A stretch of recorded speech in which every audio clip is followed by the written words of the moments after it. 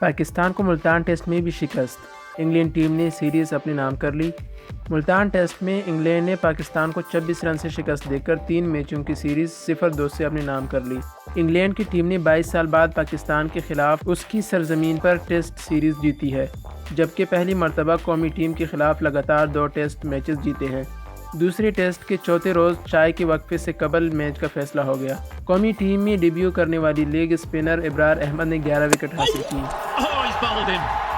Duckett can't believe it, he's through the shot too quickly. Abrar can't believe it either. It wasn't a good ball, not his best of the match, but it is 10 for now.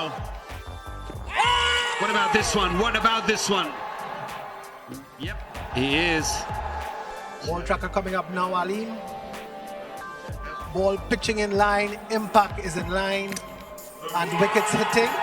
ابرار احمد اپنے test debut میں 11 wicket لینے والے پہلے Pakistani spinner بن گئے۔ ابرار احمد نے 27 سال پرانا record توڑ دیا۔